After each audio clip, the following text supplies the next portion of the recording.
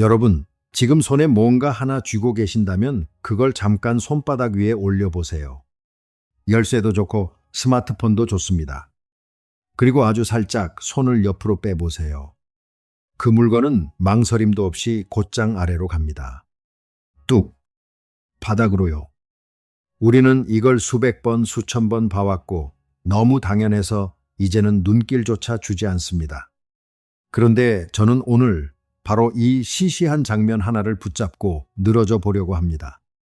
왜냐하면 이 안에는 인류가 300년 동안 엉뚱한 범인을 지목하고 있었던 아주 놀라운 오심 사건이 숨어 있거든요.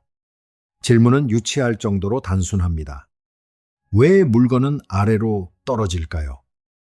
여러분은 지금 아마 속으로 답하셨을 겁니다. 지구가 잡아당기니까. 맞습니다. 저도 학교에서 그렇게 배웠고 오랫동안 한 번도 의심하지 않았습니다. 그런데요, 여러분을 지금 그 의자에, 그 소파에, 그 침대에 붙들어 두고 있는 그 힘이 사실은 무언가를 잡아당기는 힘이 전혀 아니라면 어떨까요? 여러분의 발밑이 여러분의 머리 위보다 아주 조금 더 느린 시간 속에 잠겨 있고 오직 그 이유 하나 때문에 여러분이 아래로 끌려 내려가고 있는 거라면요. 오늘 저희 파인만의 길에서 저는 이 이상한 문장을 끝까지 파헤쳐 보려고 합니다. 미리 말씀드리지만 이건 그럴싸한 시적 표현이 아닙니다. 분위기 잡으려는 은유도 아니에요. 이건 지구 상공을 도는 위성의 시계가 왜 하루에 100만 분의 38초씩 우리보다 빨리 가는지, 그리고 어떤 과학자들이 원자시계를 딱 33cm 들어 올렸을 때 도대체 무엇을 봤는지 그 실제 측정값들이 우리에게 강제로 인정하게 만든 사실입니다. 오늘 이야기의 정체는 결국 하나입니다. 우리가 중력이라고 부르며 힘이라고 철석같이 믿어온 그것의 진짜 범인은 누구인가? 이건 힘 이야기가 아니라 시간 이야기입니다. 한번 수사를 시작해보죠. 좋은 형사는 가장 유력한 용의자부터 조사합니다. 그러니 첫 번째 용의자를 불러봅시다. 이름은 아이작 뉴턴. 정확히 말하면 뉴턴이 300여 년 전에 세상에 내놓은 설명이죠. 뉴턴은 진짜 천재였습니다. 이건 제가 몇 번을 강조해도 부족합니다.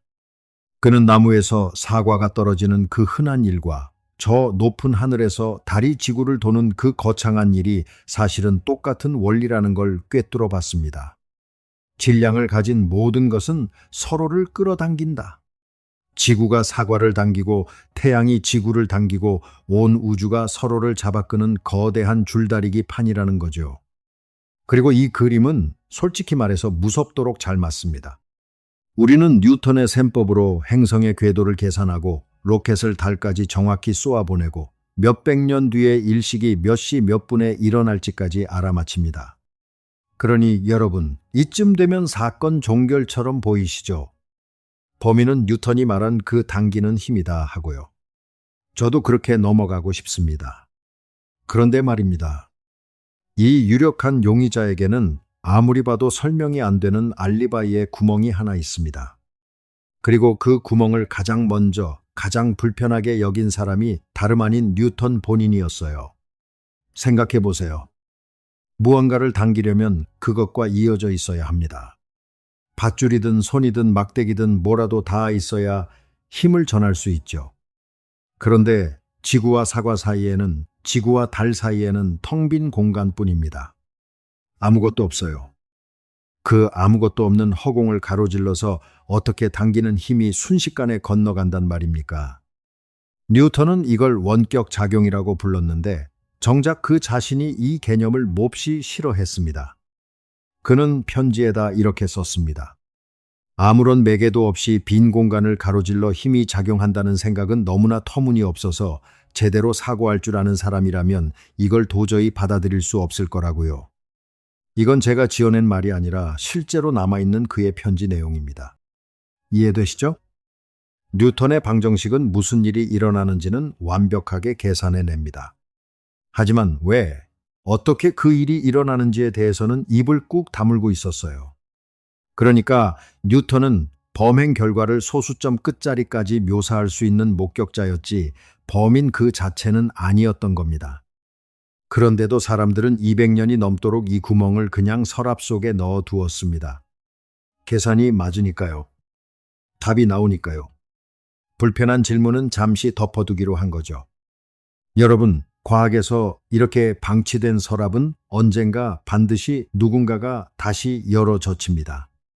그리고 그 서랍을 연 사람은 놀랍게도 대학 교수도 아니었고 거대한 연구소의 소장도 아니었습니다. 스위스의 한 특허 사무실에서 남의 발명품 서류나 하루 종일 들여다보던 26살짜리 말단 직원이었어요. 이름은 알베르트 아인슈타인. 자, 그러니 첫 번째 용의자 뉴턴은 이렇게 정리하죠. 유죄는 아닙니다. 그가 그린 그림은 놀랍도록 정확한 몽타주였어요. 다만 그건 범인의 얼굴이 아니라 범인이 남긴 발자국을 그린 것이었습니다. 발자국은 진짜였지만 그걸 남긴 자는 따로 있었던 거죠. 명심하세요. 앞으로 우리가 하는 일은 뉴턴을 비웃는 게 아닙니다. 그의 몽타주를 손에 들고 그 발자국을 거꾸로 따라가서 진짜 범인의 정체를 밝히는 겁니다. 아인슈타인이 이 사건을 넘겨받았을 때 그가 던진 첫 질문은 좀 엉뚱했습니다. 그는 당기는 힘의 크기를 더 정밀하게 재려고 하지 않았어요. 대신 그는 아주 이상한 상상 하나에 사로잡힙니다. 훗날 그가 자기 인생에서 가장 행복했던 생각이라고 부른 그 상상이요. 상상은 이렇습니다. 만약 어떤 사람이 지붕에서 떨어지고 있다면 그 사람은 떨어지는 동안 자기 몸무게를 전혀 느끼지 못할 것이다. 처음 들으면 그래서 뭐가 대단한데 싶으실 겁니다. 저도 그랬어요. 그러니 좀 더 우리 일상으로 끌고 와보죠. 여러분이 높은 건물에 엘리베이터를 탔다고 해봅시다. 그런데 만에 하나, 정말 만에 하나 그 케이블이 뚝 끊어졌다고 상상해 보세요. 무섭게 들리실 수 있습니다. 저도 그렇습니다. 하지만 잠깐만요. 그 끔찍한 몇 초 동안 그 안에서 무슨 일이 벌어지는지에만 집중해 봅시다. 여러분의 몸무게가 사라집니다. 발이 바닥에서 떠오르고 여러분은 우주정거장의 우주인처럼 그 좁은 상자 안에서 둥둥 뜨게 됩니다. 왜냐고요? 여러분의 몸도, 손에 쥐고 있던 커피잔도, 주머니에서 빠져나온 동전도, 그리고 엘리베이터 바닥까지도 전부 정확히 같은 속도로 함께 떨어지고 있으니까요. 여러분 입장에서는 아무것도 떨어지지 않습니다. 모두가 함께 떨어지면 떨어짐은 사라집니다. 여기서 아인슈타인은 소름 돋는 질문을 던집니다. 그럼 창문을 다 가려버린 그 엘리베이터 안의 상황과 우주 저 멀리 아무 별도 없는 텅 빈 공간에 그냥 둥실 떠 있는 방의 상황을 그 안에 있는 사람이 과연 구별할 수 있을까? 못합니다. 어떤 실험을 해도 못해요. 공을 던져봐도 물을 쏟아봐도 두 방은 완전히 똑같이 보입니다. 이제 반대로 뒤집어 봅시다. 아무 별도 없는 우주 공간에서 로켓 하나가 아주 일정한 힘으로 위쪽을 향해 가속하며 날아오릅니다. 그 안에 있는 사람은 발바닥이 바닥에 딱 눌리는 걸 느끼겠죠. 그 가속의 세기가 마침 지구의 중력과 똑같다면 그 사람은 자기가 지금 지구 땅을 딛고 선 건지 아니면 우주에서 위로 솟구치는 로켓에 타고 있는 건지 도무지 가려낼 수가 없습니다. 손에서 사과를 놓으면 사과는 바닥으로 떨어질 거예요. 지구에서와 완전히 똑같이요. 하지만 그 로켓 안에서 진짜로 벌어지는 일은 사과가 아래로 당겨지는 게 아닙니다. 로켓 바닥이 위로 솟아올라와서 가만히 떠 있던 사과를 마중 나간 것뿐이에요. 사과는 아무데도 안 갔습니다. 바닥이 올라온 겁니다. 아인슈타인은 이걸 등가 원리라고 불렀습니다. 중력이 만드는 효과와 가속이 만드는 효과는 완전히 똑같아서 안에 갇힌 사람은 둘을 절대 구별할 수 없다는 원리죠. 별거 아닌 말처럼 들리지만 이 문장 하나가 사실은 우리가 우주를 이해하는 방식 전체를 뿌리째 흔들어 놓는 폭탄이었습니다. 자, 여기가 첫 번째 큰 갈림길입니다. 자유낙하하는 사람이 아무 힘도 못 느낀다면, 그리고 가속과 중력이 정말 구별이 안 된다면 중력은 우리가 생각하는 그런 잡아당기는 힘이 애초에 아닐지도 모른다는 거니까요. 아인슈타인은 이 등가 원리를 손에 꼭 쥐고 마치 실끝을 잡아당기듯 그 논리를 끝까지 따라갑니다. 그리고 도중에 정말 믿기 힘든 결론에 부딪혀요. 빛조차도 중력에 의해 휘어진다는 겁니다. 이것도 아까 그 가속하는 로켓으로 돌아가면 눈에 보이듯 이해가 됩니다. 위로 가속하는 로켓 안에서 누군가 한쪽 벽에 뚫린 작은 구멍으로 레이저 한 줄기를 수평으로 쏩니다. 지 반대편 벽까지 건너가는 데는 아주 짧지만 어쨌든 시간이 좀 걸리죠. 그런데 그 찰나에도 로켓은 위로 솟구치고 있었습니다. 그러니 빛이 맞은편 벽에 닿을 즈음이면 로켓이 그새 위로 올라와 버려서 빛은 처음 출발한 높이보다 아주 살짝 아래쪽에 도착합니다. 빛이 로켓 안에서 아래로 튄 것처럼 보이는 거예요. 이제 등가 원리를 적용해 볼까요? 가속하는 로켓 안에서 빛이 됐다. 가속과 중력은 똑같다. 그렇다면 결론은 하나뿐입니다. 중력이 있는 곳에서도 빛은 반드시 휘어야 한다. 그런데 이게 왜 그렇게 충격적이냐고요? 빛은 질량이 없기 때문입니다. 뉴턴의 그림에서 중력은 질량 가진 것끼리만 서로 당기는 힘이었어요. 무게가 없는 빛은 당길 손잡이가 없습니다. 그런데 아인슈타인은 그 빛조차 텄다고 말하고 있는 겁니다. 그렇다면 도대체 무엇이 빛을 휘게 만들까요? 당기는 힘이 아니라면요. 바로 여기서 아인슈타인의 진짜 대답이 등장합니다. 그의 답은 이랬어요. 빛을 휘게 만드는 건 빛을 잡아끄는 어떤 힘이 아니다. 빛은 여전히 자기가 갈 수 있는 가장 고든 길을 아무 저항 없이 똑바로 나아가고 있을 뿐이다. 다만 빛이 지나가는 그 공간 자체가 휘어져 있기 때문에 밖에서 보는 우리 눈에만 빛이 휘어진 것처럼 보이는 것이다. 공간 자체가 휘어져 있다. 이게 바로 일반 상대성 이론의 심장부입니다. 중력은 힘이 아니다. 중력은 시간과 공간이 휘어진 것이다. 여기서 두 번째 용의자가 등장합니다.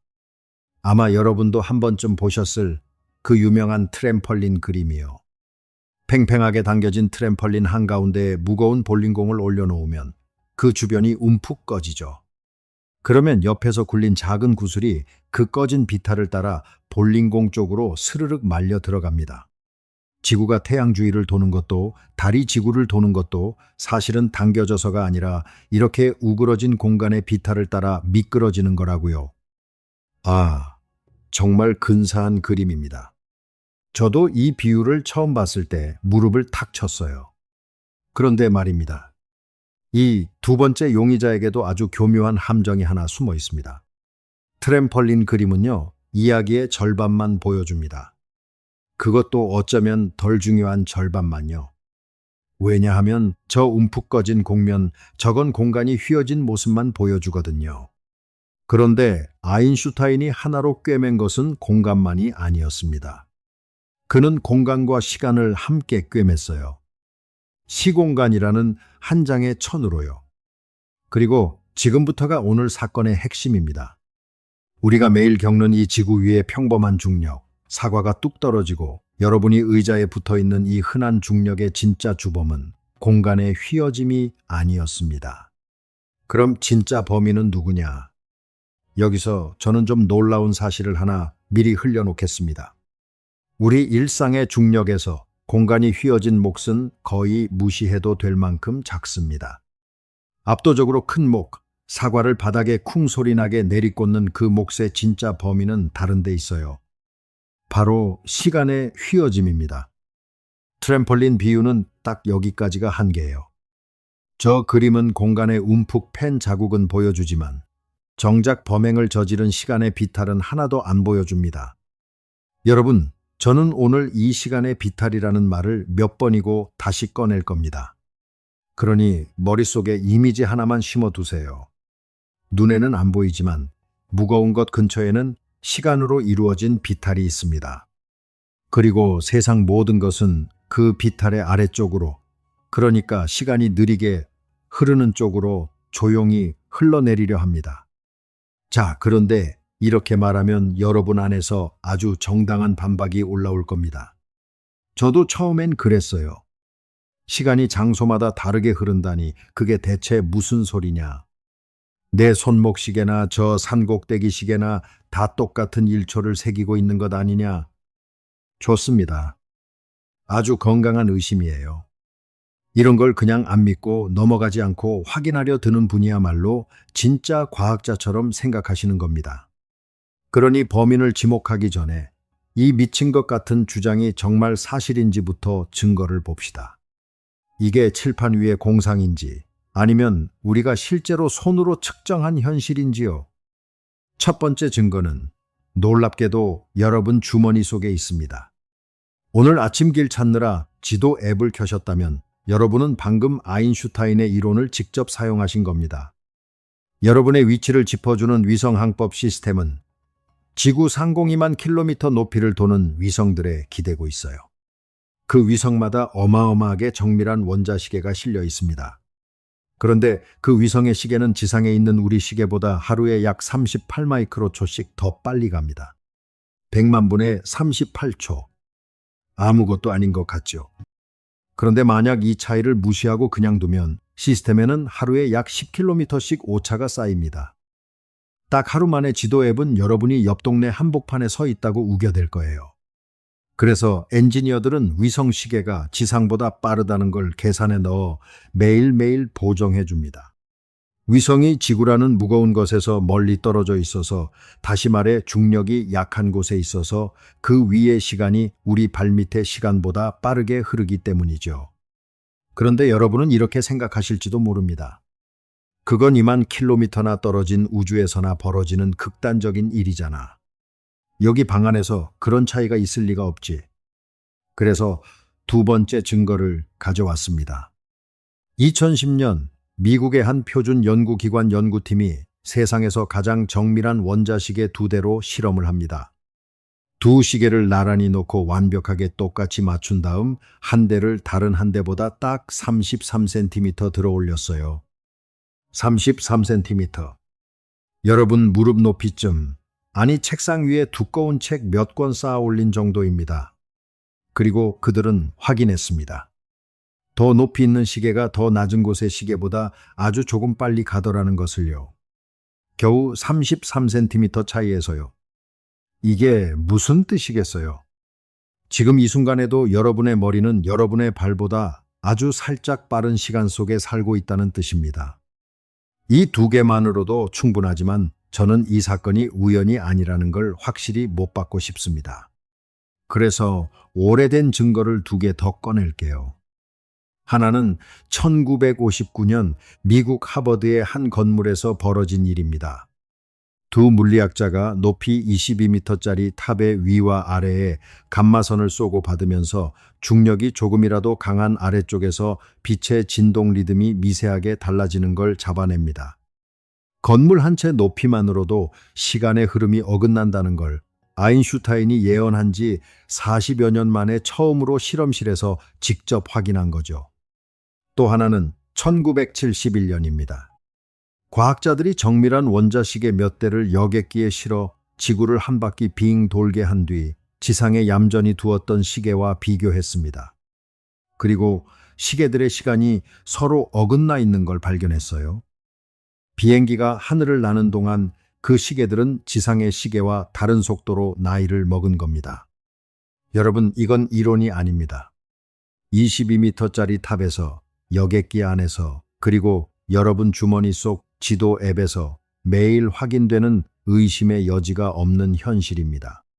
시간은 정말로 장소마다 다르게 흐릅니다.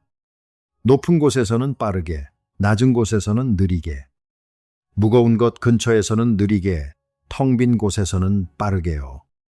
자, 증거는 나왔습니다. 하지만 아직 가장 중요한 질문에는 답을 못했어요. 좋다, 발밑의 시간이 느리게 흐른다 치자. 그런데 그게 도대체 왜 물건을 떨어뜨린단 말인가? 시간이 느리다는 사실과 사과가 바닥으로 떨어진다는 사실 사이에 대체 무슨 다리가 놓여 있단 말인가? 바로 이 다리가 오늘 이야기의 정수입니다. 그리고 이 다리를 건너는 순간 여러분은 정말로 우주가 작동하는 방식 하나를 몸으로 이해하게 됩니다. 먼저 좀 이상한 사실 하나를 받아들이셔야 합니다. 아인슈타인의 세계에서는 모든 것이 언제나 움직이고 있습니다. 지금 의자에 가만히 앉아 계신 여러분조차도요. 어떻게 해요? 이렇게 생각해 보세요. 우리는 보통 움직임이라고 하면 공간 속을 걷거나 뛰거나 차를 타고 달리는 것만 떠올립니다. 그런데 아인슈타인은 공간과 시간이 하나로 엮인 이 시공간이라는 무대 위에서 모든 물체는 항상 정해진 총량만큼 움직이고 있다고 말합니다. 그 총량은 절대 변하지 않아요. 그러니까 여러분이 공간 속에서 가만히 멈춰 있을 때 여러분의 그 움직임은 어디로 가고 있느냐? 전부 시간 쪽으로 쏟아붓고 있는 겁니다. 여러분은 지금 미래를 향해 시간 속을 최대 속력으로 항해하고 있어요.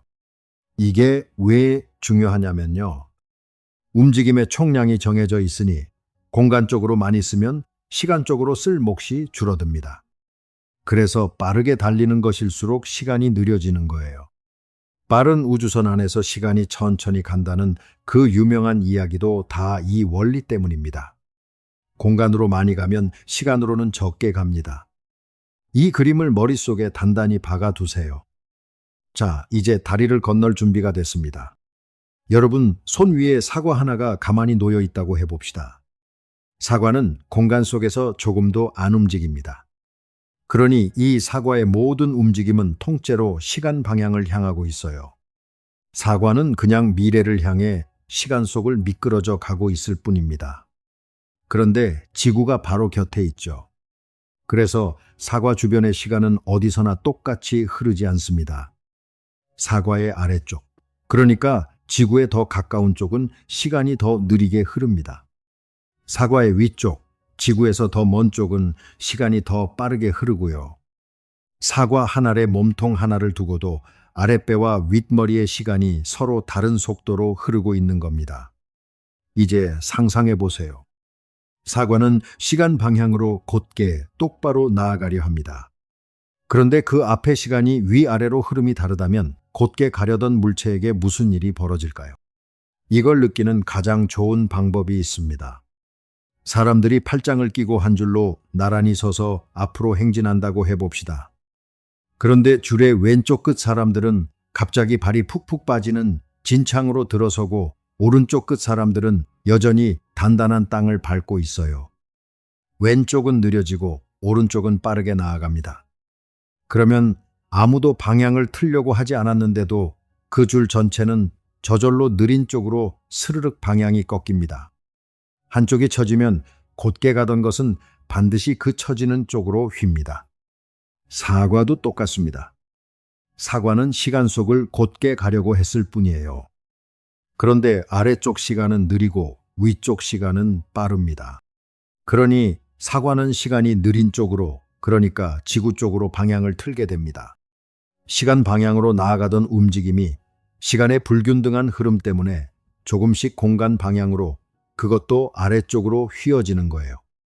우리는 이걸 떨어짐이라고 부릅니다. 우리는 이걸 중력이라고 불러왔습니다. 그런데 진실은요, 아무것도 사과를 당기지 않았다는 겁니다. 사과를 잡아채는 손 따위는 처음부터 없었어요. 사과는 그저 시간의 비탈 아래로 느린 시간 쪽으로 자연스럽게 흘러내렸을 뿐입니다. 이걸 한번 가만히 음미해 보세요. 진짜 범인이 방금 모습을 드러냈습니다. 뉴턴이 잡아당기는 힘이라고 지목했던 그 신비로운 원격 작용, 그건 애초에 존재하지도 않았습니다. 있었던 건 오직 장소마다 다르게 흐르는 시간, 그리고 그 시간의 비탈을 따라 조용히 흘러내리는 물체들 뿐이었어요. 이게 진짜입니다. 우리를 300년 동안 속여온 범인은 힘이 아니라 시간이었습니다. 그럼 여기서 여러분이 지금 의자에 붙어 있는 이유도 완전히 다르게 설명됩니다. 여러분이 지금 이 순간 아래로 떨어지지 않고 앉아 있는 건 의자가 여러분을 위로 밀어 올려서 여러분이 느린 시간 쪽으로 자연스럽게 흘러내리는 것을 막고 있기 때문이에요. 여러분이 느끼는 몸무게, 엉덩이가 의자를 꾹 누르는 그 압력은요, 사실 지구가 여러분을 당기는 힘이 아닙니다. 그건 여러분이 시간의 비탈 아래로 미끄러지지 못하도록 의자가 위로 버텨주는 저항감이었던 겁니다. 낙하하는 사람이 몸무게를 못 느끼는 이유가 바로 이거예요. 그 사람은 아무것도 거스르지 않고 자연이 정한 가장 편안한 길로 흘러가고 있으니까요. 오히려 땅 위에 멀쩡히 서 있는 우리가 그 자연스러운 흐름을 억지로 거스르며 매 순간 위로 떠밀리고 있는 상태인 거죠. 자, 여기서 아주 자연스럽게 한층 더 깊은 질문이 머리를 스칩니다. 왜 하필 시간이 느린 쪽으로 휘는 걸까요? 왜 빠른 쪽이 아니고 느린 쪽이죠? 그리고 사과는 도대체 무슨 근거로, 무슨 계산으로 그 방향을 골라내는 걸까요? 이 질문에 답하려면 우리는 잠시 형사 노릇을 멈추고 아주 아름다운 산책을 한번 떠나야 합니다. 상상해 보세요. 두 사람이 지구의 적도 위에 서 있습니다. 두 사람은 서로 수백 킬로미터쯤 떨어져 있고요. 이제 두 사람에게 딱 하나의 규칙만 줍니다. 절대 방향을 틀지 마라. 옆도 보지 말고 오직 정북 쪽을 향해 똑바로만 걸어라. 두 사람은 시키는 대로 합니다. 각자 자기 앞에 가장 곧은 길을 따라 한 번도 방향을 꺾지 않고 북쪽으로 걷습니다. 그런데 시간이 흐르면 무슨 일이 벌어질까요? 신기하게도 두 사람은 점점 가까워집니다. 처음엔 수백 킬로미터 떨어져 있던 둘이 걸을수록 간격이 좁아지다가 결국 북극점에서 딱 만나버립니다. 여기서 아주 중요한 질문. 두 사람 사이에 서로를 끌어당기는 무슨 힘이 있었나요? 아니요, 없었습니다. 두 사람은 그저 각자 가장 곧게 걸었을 뿐이에요. 그런데도 둘은 서로에게 이끌려온 것처럼 만났습니다. 왜죠? 지구 표면이 평평하지 않고 둥글게 휘어져 있기 때문입니다. 휘어진 면 위에서는 가장 곧게 가려는 두 길이 저절로 모여듭니다. 만약 밖에서 이 사정을 모르는 사람이 이 둘을 본다면 아마 이렇게 말할 겁니다. 저 두 사람 사이엔 서로를 당기는 힘이 있는 게 분명해. 하지만 우리는 알죠. 힘 같은 건 없었습니다. 있었던 건 오직 휘어진 지형과 그 위를 곧게 가려는 두 여행자뿐이었어요. 바로 이겁니다. 이게 아인슈타인이 본 우주예요. 물체가 힘에 끌려가는 게 아닙니다. 물체는 휘어진 시공간 위에서 그저 자기에게 가장 곧고 자연스러운 길을 따라갈 뿐인데 그 지형이 휘어져 있어서 밖에서 보는 우리 눈에는 당겨지는 것처럼 보이는 겁니다. 물리학자들은 이 곧은 길에 측지선이라는 이름을 붙였습니다. 이름은 어렵지만 뜻은 단순해요. 휘어진 세계에서 그릴 수 있는 가장 곧은 길이라는 뜻입니다. 그럼 이제 아까 그 질문, 왜 하필 느린 쪽이냐로 돌아가 봅시다. 자연은 여기서 놀랍도록 우아한 규칙 하나를 따릅니다. 물리학자들은 이걸 최대 고유시간의 원리라고 부릅니다. 무슨 뜻이냐면 아무 힘도 안 받고 자유롭게 움직이는 물체는 갈 수 있는 수많은 길 중에서 자기 자신이 경험하는 시간이 가장 많이 흐르는 길을 정확히 골라간다는 겁니다. 마치 모든 물체가 자기에게 허락된 시간을 최대한 오래, 최대한 진하게 맛보고 싶어 하는 것처럼요. 이 원리로 사과를 다시 봅시다. 사과 앞에는 두 가지 상반된 사정이 놓여 있어요. 하나, 지구에서 먼 위쪽은 시간이 빠르게 흐르니 거기 오래 머무는 게 자기 시간을 늘리는 데 유리합니다. 둘, 그런데 아래로 움직이면 속도가 붙는데 빠르게 움직이는 것 자체는 아까 봤듯이 시간을 오히려 줄이는 방향으로 작용하죠. 자연은 이 두 가지 사이에서 가장 절묘한 타협점을 찾아냅니다. 그리고 그 최적의 경로를 수학으로 풀어보면 그건 정확히 우리가 눈으로 보는 낙하 운동과 딱 들어맞습니다. 던진 공이 그리는 그 부드러운 포물선, 떨어지는 사과의 궤적, 그 모든 게 사실은 물체가 자기 시간을 최대로 누리려고 고른 가장 게으르고 가장 자연스러운 길이었던 거예요. 여기서 저 시간의 비탈이라는 제 비유가 실은 어디서 삐걱거리는지 솔직하게 말씀드려야겠습니다. 비탈이라고 하면 여러분은 공이 중력에 의해 대굴대굴 굴러내려가는 그림을 떠올리실 겁니다. 그런데 그건 이미 중력을 전제로 한 그림이라 사실 순환 논리예요. 진짜로 벌어지는 일에는 굴러떨어짐이 없습니다. 물체는 떠밀려 내려가는 게 아니라 자기 시간이 가장 풍성해지는 길을 스스로 골라 항해하는 거니까요. 그러니 시간의 비탈이라는 말은 방향을 잡는 데는 도움이 되지만 딱 거기까지입니다. 실제 주인공은 비탈을 굴러내리는 힘이 아니라 시간을 가장 많이 맛보려는 그 조용한 성향이에요. 자, 그런데 아직 안 물은 게 있죠. 애초에 지구는 무슨 수로 자기 주변의 시간을 느리게 만든단 말입니까? 지구가 무슨 마법이라도 부리는 걸까요? 여기서 우리는 아인슈타인이 무려 10년을 매달려 씨름한 그 방정식의 심장으로 들어갑니다. 그는 등가 원리라는 행복한 생각을 떠올린 뒤에도 그걸 정확한 수학으로 완성하기까지 거의 10년을 헤맸어요. 막다른 길을 수없이 만났고 계산 실수로 몇 년을 통째로 날리기도 했습니다. 그러다 마침내 100여 년 전, 그는 인류가 지금껏 써낸 가장 위대한 방정식 가운데 하나를 마침내 세상에 내놓습니다. 그 방정식이 하는 말을 아주 쉬운 한 문장으로 줄이면 이렇습니다. 물질은 시공간을 향해 어떻게 굽어야 할지를 일러주고 그렇게 굽어버린 시공간은 다시 물질에게 어느 길로 가야 할지를 일러준다. 이 한 문장 안에 온 우주가 들어 있습니다. 무거울수록 밀도가 높을수록 그 주변의 시간을 더 많이 늦춥니다. 그럼 왜 무거운 게 있으면 시간이 느려지느냐? 여기는 솔직히 말씀드리겠습니다. 이건 완벽하게 직관적으로 그림 그리듯 설명하기는 어려운 부분입니다. 저도 다 안다고 말하지 못합니다. 다만 하나의 방향은 드릴 수 있어요. 에너지와 물질이 밀집한 곳에서는 시공간이라는 천 자체가 팽팽하게 늘어나고 우그러집니다. 그런데 그때 늘어나는 게 공간만이 아니에요. 시간이라는 축도 함께 늘어납니다.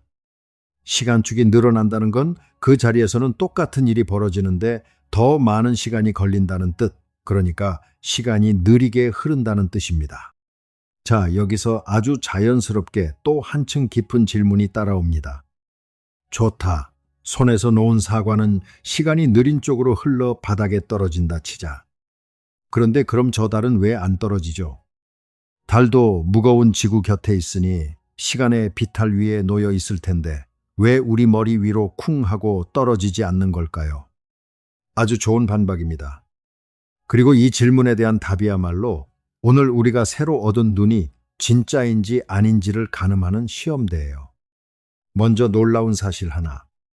다른 사실 지금 이 순간에도 지구를 향해 떨어지고 있습니다. 쉬지 않고 매 순간 떨어지고 있어요. 어라, 그런데 왜 안 부딪히냐고요? 왜냐하면 달은 동시에 옆으로도 아주 빠르게 나아가고 있기 때문입니다. 이걸 느끼는 방법이 있어요. 여러분이 공을 수평으로 던진다고 해봅시다. 살살 던지면 공은 얼마 못 가 바닥에 툭 떨어지죠. 좀 더 세게 던지면 더 멀리 가서 떨어집니다. 아주 세게 던지면요. 공이 아래로 휘어져 떨어지는 그 곡선이 지구가 둥글게 휘어져 도망가는 곡선과 딱 맞아 떨어지는 순간이 옵니다. 그러면 공은 계속 떨어지는데 지구 표면도 계속 그만큼 아래로 굽어 도망가서 공은 영원히 바닥에 닿지 못하고 지구를 빙빙 돌게 됩니다. 그게 바로 궤도예요. 궤도라는 건 사실 영원히 떨어지고 있지만 옆으로 빗나가는 속도가 딱 맞아서 결코 땅에 닿지 못하는 상태입니다. 그러니 달은 무언가에 붙들려 매달려 있는 게 아니었습니다. 달은 그냥 휘어진 시공간 위에서 자기에게 가장 곧고 자연스러운 길, 그 측지선을 따라 하염없이 항해하고 있을 뿐이에요. 그 곧은 길이 지구 주변에서는 닫힌 고리 모양으로 휘어 있는 것뿐입니다. 달 입장에서 보면 자기는 지금 자유낙하 중이라 아무 힘도 느끼지 않아요. 지붕에서 떨어지던 그 사람처럼 무중력 상태인 겁니다. 이걸 알고 나면 우주 정거장의 그 유명한 장면이 완전히 다르게 보입니다. 우리는 흔히 우주 비행사들이 둥둥 떠다니는 걸 보고 저기는 중력이 없나 보다 하고 생각합니다. 그런데 아니에요. 지상 400km 높이의 우주 정거장에도 지구 중력은 지상에 거의 9할 가까이 여전히 작용하고 있습니다. 그럼 왜 떠 있느냐? 정거장 자체가 초속 8km 가까운 엄청난 속도로 지구를 돌면서 매 순간 지구를 향해 떨어지고 있기 때문입니다. 정거장도 그 안의 비행사도 손에서 놓은 펜도 전부 똑같이 함께 떨어지고 있으니 그 안에서는 떨어짐이 사라지는 거죠. 아까 케이블 끊어진 엘리베이터 기억나시죠? 우주정거장은 사실 지구를 영원히 도는 끝나지 않는 자유낙하 엘리베이터인 겁니다. 무중력이 아니라 영원한 낙하예요. 이걸 한번 가만히 음미해 보세요. 우주비행사가 창밖으로 지구를 내려다보며 평화롭게 떠 있는 그 순간, 그는 사실 시속 28,000km로 지구를 향해 곤두박질 치고 있는 중입니다. 그저 지구가 자꾸만 옆으로 비켜줄 뿐이죠. 그런데 저는 여기서 여러분이 그냥 넘어가지 않으셨으면 합니다. 왜냐하면 우리는 아직 왜 하필 시간이 느린 쪽이냐를 두루뭉술하게만 짚고 넘어왔거든요. 조금만 더 차분하게 뜯어보시죠. 여기에는 아주 예쁜 그림 하나가 숨어 있습니다. 빛으로 한번 생각해 봅시다. 빛이 지구처럼 무거운 것에서 멀어지며 위로 올라간다고 해봐요. 빛은 무거운 것의 곁을 벗어나느라 힘을 씁니다. 마치 우리가 언덕을 오르며 숨이 차는 것처럼요. 그런데 빛은 속도를 늦출 수가 없습니다. 빛의 속도는 언제 어디서나 똑같으니까요. 그럼 힘을 쓴 대가를 어디로 치르느냐?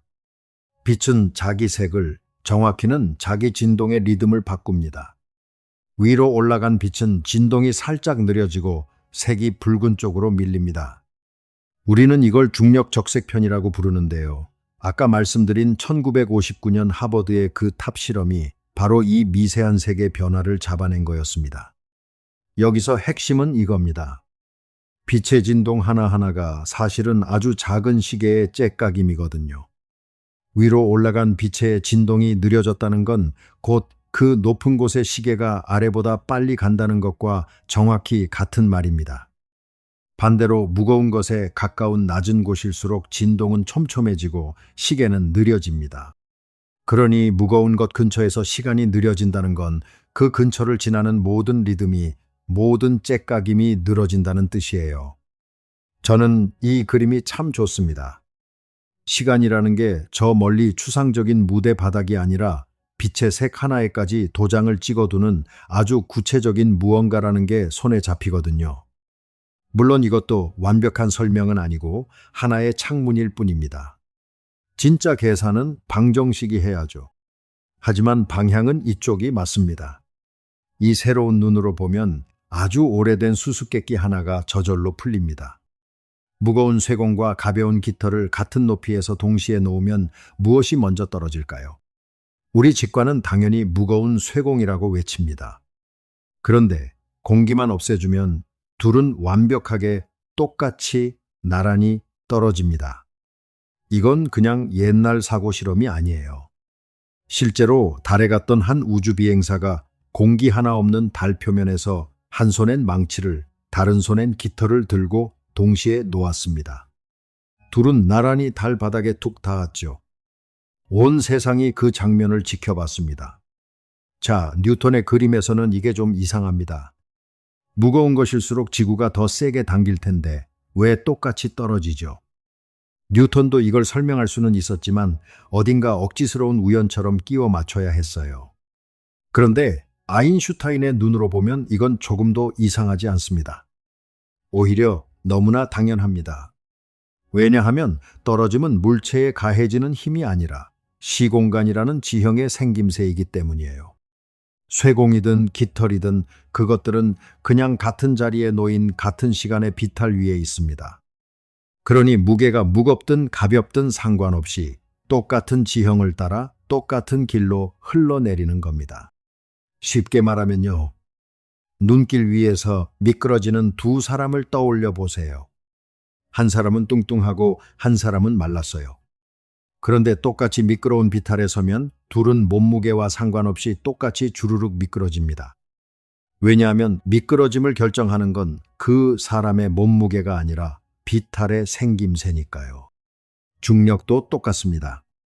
떨어지는 속도를 정하는 건 물체의 무게가 아니라 그 자리에 깔린 시간의 지형이에요. 물론 이 눈길 비유도 여기까지입니다. 눈길에서는 마찰과 무게가 실제로 얽히지만 진짜 시공간에서는 그런 게 아예 없죠. 그래도 왜 무게와 상관없이 똑같이 떨어지는지 그 느낌만큼은 이 그림이 잘 잡아줍니다. 그런데 여기서 아주 예리한 분이라면 이렇게 반박하실 수 있습니다.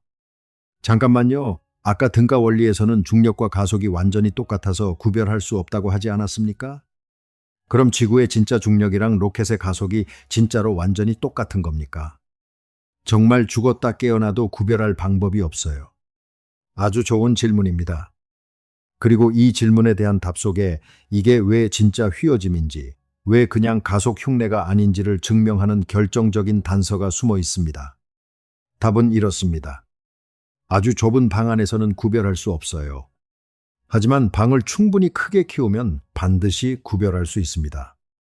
이걸 상상해 봅시다. 여러분이 아주 커다란 방 안에서 자유낙하로 지구를 향해 떨어지고 있어요. 그리고 여러분의 양옆, 왼쪽 끝과 오른쪽 끝에 사과를 하나씩 살짝 놓습니다. 두 사과도 여러분과 함께 지구 중심을 향해 떨어지겠죠. 그런데 지구 중심은 한 점입니다. 왼쪽 사과와 오른쪽 사과는 각자 그 한 점을 향해 떨어지니까 두 사과의 낙하 경로는 완벽하게 평행하지 않고 아주 살짝 안쪽으로 모여듭니다. 아까 북극점에서 만난 두 여행자처럼요. 떨어지는 동안 두 사과의 간격이 아주 미세하게 좁아지는 겁니다. 만약 이게 진짜 우주 공간에서 가속하는 로켓이었다면 두 사과는 그냥 나란히 평행하게 있었을 거예요. 좁아지지 않습니다. 그러니 방을 크게 키우면 우리는 사과들이 서로 가까워지는지 아닌지를 보고 이게 진짜 중력인지 단순한 가속인지 끝내 구별해낼 수 있습니다. 물리학자들은 이 사과들이 서로 다가가게 만드는 효과를 조성력이라고 부릅니다. 바닷물이 밀물 썰물로 부풀었다 가라앉는 것도 바로 이 효과 때문이에요. 자, 명심하세요. 이 조성력이야말로 진짜 시공간 휘어짐의 지문입니다. 가속으로는 절대 흉내낼 수 없는 진짜 범인만이 남기는 유일한 지문이요. 그래서 등가 원리에는 아주 정직한 단서 조항이 하나 붙습니다. 중력과 가속이 똑같아 보이는 건 어디까지나 아주 좁은 영역, 아주 짧은 순간에 한해서라는 거예요.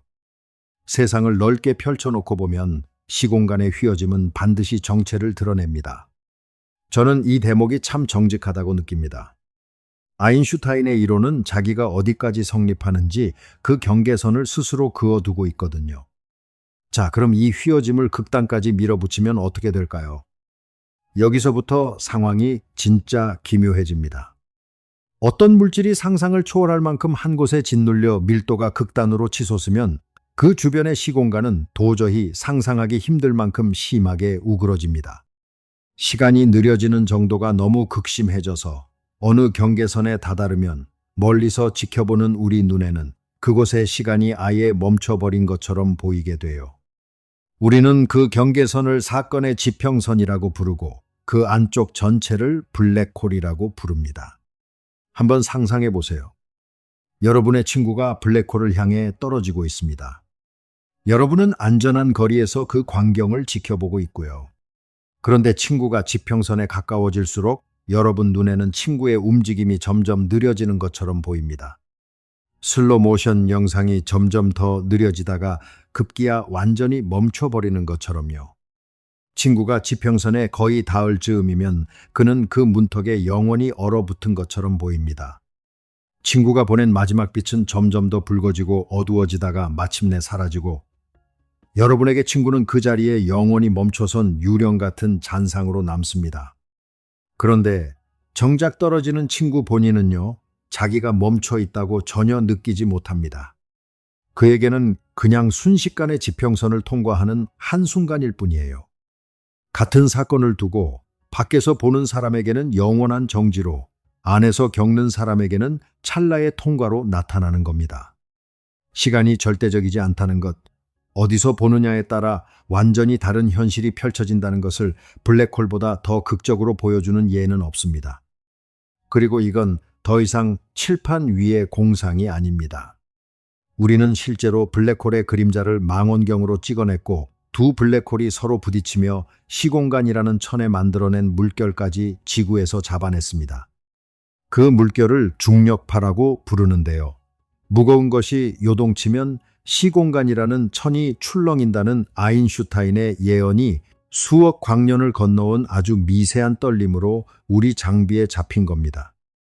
시공간이 진짜로 휘고 출렁이는 물리적인 실체라는 걸 우주가 이보다 더 분명하게 자백할 수는 없을 거예요. 여기서 여러분 안에 마지막 의문 하나가 남아 있을 겁니다. 저를 오래 붙잡고 놓아주지 않았던 질문이기도 합니다.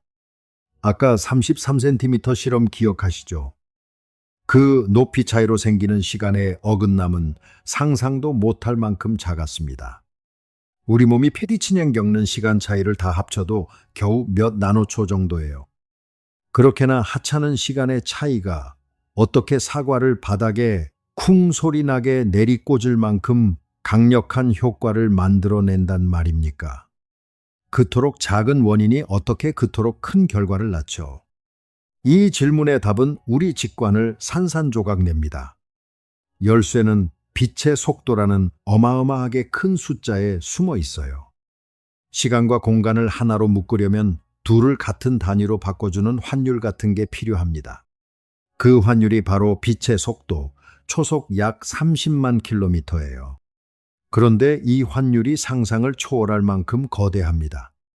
그래서 티끌처럼 미미했던 시간의 차이가 이 거대한 환율을 통과하면서 공간 속에서는 어마어마하게 증폭된 효과로 터져 나오는 겁니다. 여러분 발밑의 시간이 머리 위보다 아주 조금 느리다는 그 티끌 같은 사실이 이 큰 환율을 한번 통과하고 나면 여러분을 땅바닥에 꽉 붙잡아 두는 억센 힘으로 둔갑하는 겁니다. 이게 바로 우리가 300년 동안 진짜 범인을 못 알아본 이유입니다. 우리는 사과가 떨어지는 그 극적인 결과만 봤어요. 정작 진짜 원인인 시간의 어긋남은 너무나 작고 너무나 조용히 숨어 있었으니까요. 우리는 그림자만 보고 그 그림자를 만든 빛을 못 본 겁니다. 뉴턴이 이걸 힘이라고 오해한 것도 무리가 아니었어요. 자, 이제 이 모든 조각을 손에 들고 세상을 바라보는 시점이 통째로 뒤집히는 순간으로 넘어가 봅시다. 이 대목에서 저는 늘 잠시 멈추게 됩니다. 우리는 평생을 이렇게 믿고 살아왔습니다. 떨어지는 것은 무슨 일이 벌어지는 상태이고 가만히 서 있는 것은 아무 일도 없는 자연스러운 상태다. 그런데 아인슈타인이 밝혀낸 진실은 정확히 그 반대였어요. 떨어지는 것이야말로 아무 일도 일어나지 않는 가장 자연스러운 상태입니다. 자유낙하하는 사람은 아무런 힘도 받지 않아요.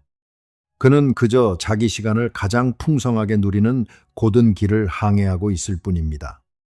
그럼 부자연스러운 건 누구냐? 바로 지금 땅 위에 멀쩡히 서 있는 우리입니다. 여러분이 지금 느끼는 몸무게, 그건 지구가 여러분을 아래로 당기는 힘이 아닙니다. 그건 지구의 땅바닥이 여러분을 위로 밀어 올리는 힘이에요. 여러분이 시간이 느린 쪽으로 흘러내리지 못하도록 발바닥을 통해 매 순간 여러분을 위쪽으로 떠밀고 있는 겁니다. 아까 그 가속하는 로켓 기억하시죠? 여러분은 지금 지구 표면이라는 바닥이 여러분을 위로 쉼없이 밀어 올려 가속시키고 있는 사람과 조금도 다르지 않은 상태에 있는 거예요. 그 행복한 생각이 지붕에서 떨어지던 그 사람의 상상이 결국 옳았던 겁니다. 그리고 여기서 정말로 시점이 뒤집힙니다. 우리는 시간을 그냥 배경이라고 여겨왔습니다. 아무것도 안 하고 조용히 흘러가기만 하는 세상이라는 연극의 무대 바닥 같은 거요. 그런데 파헤쳐 보니 시간은 그렇게 얌전히 흐르기만 하는 배경 따위가 아니었어요. 시간은 능동적이고 물리적이고 우주를 조각하는 진짜 주인공이었어요. 시간의 흐름이 여기서는 빨라지고 저기서는 느려지는 그 미세한 차이가 행성을 궤도에 붙들어 두고 은하를 회전시키고 별을 태우고 바로 이 순간 여러분을 그 의자에 앉혀두고 있는 겁니다.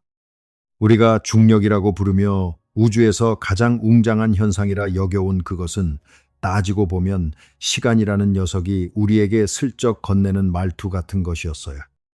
이걸 알고 나면 아주 평범한 일상도 달라 보입니다. 저는 요즘 아파트 높은 층에 사는 분과 1층에 사는 분을 보면 좀 미소가 지어집니다. 높은 층에 사는 분은 1층에 사는 분보다 아주 미세하게 더 빨리 나이를 먹고 있거든요. 물론 그 차이는 평생을 다 합쳐도 눈 깜짝할 사이보다도 짧아서 누구도 알아채지 못합니다. 하지만 원리는 진짜예요. 여러분이 주말에 산 정상에 오르는 그 순간, 여러분의 시간은 평지에 남은 사람보다 아주 조금 빨라집니다. 여러분이 비행기를 타고 하늘을 나는 동안 지상에 남은 가족과 여러분의 시간은 미세하게 어긋납니다.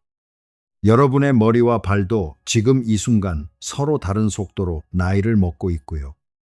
우리는 시간 속에 산다고 흔히 말하지만 사실 우리는 시간의 지형 위를 각자의 속도로 흐르며 살아가고 있었던 겁니다. 사실 저는 이 개념을 오랫동안 머리로만 알고 있었습니다. 트램펄린 그림도 봤고 공간이 쬐다는 말도 수없이 들었지만 솔직히 그게 제 몸에 와닿지는 않았어요. 그저 시험에 나오는 멋진 비유 하나쯤으로 여기고 넘어갔습니다. 그런데 어느 날 밤 침대에 등을 대고 누워있다가 처음으로 그걸 완전히 뒤집어서 느껴봤습니다. 나를 아래로 당기는 건 아무것도 없다. 오히려 이 매트리스가, 이 침대 틀이, 이 건물 바닥이, 이 지구 덩어리 전체가 나를 위로 밀어 올리고 있는 거다. 나는 사실 저 아래 시간이 느린 쪽으로 조용히 흘러가고 싶어 하는데 이 모든 것이 나를 가로막고 위로 떠받치고 있는 거다. 그 순간 저는 제 몸무게가 당김이 아니라 떠받침이라는 걸 등으로 정말 등짝으로 느꼈습니다. 좀 이상하게 들리시겠지만 그날 밤 이후로 저는 무언가 떨어지는 걸 볼 때마다 다르게 보게 됐어요. 그럼 이제 우리 사건을 정리해 봅시다. 결론부터 말씀드리자면 우리가 300년 동안 잡아온 범인은 무죄였습니다. 지구가 우리를 잡아당기는 손 같은 건 처음부터 없었어요. 뉴턴이 그린 그 정확한 몽타주는 범인의 얼굴이 아니라 발자국이었고 그 발자국을 끝까지 따라가 보니 진짜 범인은 엉뚱하게도 시간이었습니다. 무거운 것은 자기 주변의 시간을 늦춥니다. 그리고 세상 모든 것은 자기 시간을 가장 풍성하게 맛볼 수 있는 고든 길, 그러니까 시간이 느린 쪽으로 자연스럽게 흘러갑니다. 우리는 그 흐름을 떨어짐이라고 무게라고 중력이라고 불러왔던 거예요. 이제 오늘 맨 처음 제가 드렸던 그 이상한 문장으로 완전히 돌아왔습니다. 여러분이 손에서 스마트폰을 놓쳤을 때 그것이 바닥으로 떨어진 진짜 이유. 그건 그 스마트폰의 발끝 쪽 시간이 머리 쪽 시간보다 아주 살짝 느리게 기어갔고 곧게 나아가려던 스마트폰이 그 느린 시간 쪽으로 살며시 방향을 튼 것뿐이었습니다. 시적인 비유가 아니라고 제가 처음에 말씀드렸죠. 이건 위성의 시계가 하루 38마이크로초씩 빨라지는 그 값에서 33cm 들어 올린 원자 시계에서 22m 탑을 오르내린 감마선에서 여객기에 실려 지구를 돈 시계에서 거듭거듭 확인된 문자 그대로의 사실이었습니다. 한 세기 전 스위스의 작은 특허 사무실에 앉아있던 한 사람이 오직 상상 속에서 지붕 아래로 떨어지는 사람 하나를 머릿속에 그려보는 것만으로 이 비밀의 첫 단추를 꿰었습니다. 그에게는 값비싼 실험 장비도 거대한 망원경도 없었어요. 그가 가진 건 등가 원리라는 통찰 하나와 그 통찰을 끝까지 밀어붙이는 끈질긴 상상력뿐이었습니다. 그리고 100년이 지난 지금 우리는 주머니 속 지도 앱에서 그가 옳았음을 매일 확인하고 있습니다. 저는 이 대목에서 늘 조금 전율합니다. 한 사람의 머릿속에서 벌어진 상상이 우주의 가장 깊은 규칙과 정확히 맞아떨어졌다는 것. 우주는 자기 규칙을 어디에도 적어두지 않았는데 원자들이 뒤엉켜 빚어낸 뇌 한 덩어리가 그 규칙을 제 힘으로 읽어냈다는 것. 이건 정말이지 사소한 일이 아닙니다. 물론 저는 시간이 정확히 무엇인지까지 안다고 말할 수는 없습니다. 그건 아직 과학이 완전히 닫아놓지 못한 질문이에요. 우리는 시간이 무엇인지도 다 모르면서 그 시간이 어떻게 휘어지고 어떻게 우리를 붙드는지는 알아냈습니다. 좀 이상하죠? 저도 이상합니다. 하지만 어쩌면 그게 과학의 가장 정직한 모습인지도 모르겠어요. 다 알지 못해도 아는 만큼은 손으로 만질 수 있게 만드는 것 말입니다. 저는 이 사실을 알고 난 뒤로 세상을 조금 더 경외롭게 바라보게 되었습니다. 우리가 중력이라고 부르는 그 모든 낙하와 무게와 궤도는 시간의 지형이 빚어내는 웅장하지만 소리 하나 없는 춤이었던 겁니다. 사과가 떨어지는 것도, 달이 지구를 도는 것도, 은하가 천천히 회전하는 것도요. 우주는 이 비밀을 큰 소리로 알려주지 않았습니다.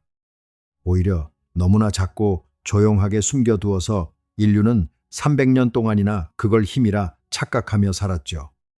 하지만 결국 우리는 그 침묵 속의 진실을 읽어냈습니다. 시계 하나를 무릎 높이만큼 들어올려 시간이 달라지는 걸 확인하고 위성의 시계를 매일 보정하면서요. 그러니 오늘 밤 잠자리에 누워 여러분의 등이 침대를 지그시 누르는 그 감각을 느끼실 때 부디 딱 한 번만 다르게 느껴보세요. 그건 지구가 여러분을 아래로 당기는 게 아닙니다. 그건 여러분이 시간이 느린 쪽으로 평화롭게 흘러가고 싶어 하는데 이 침대가, 이 바닥이, 이 지구 전체가 여러분을 위로 떠받치며 붙들고 있는 겁니다. 여러분은 지금 시간의 강물 속에 잠긴 채 그 흐름과 세상 사이에 붙들려 있는 존재예요. 그리고 언젠가 창밖으로 떨어지는 빗방울을 보시게 되거든 이제는 조금 다르게 바라봐 주세요. 저 빗방울은 무언가에 끌려 추락하는 게 아니라 아무 저항도 없이 자기에게 허락된 가장 자유로운 길을 따라 우아하게 항해하고 있는 거니까요. 오히려 땅 위에 굳건히 서 있는 우리야말로 그 자연스러운 흐름을 거스르며 매 순간 위로 떠밀리고 있는 조금은 부자연스러운 존재들인지도 모르겠습니다.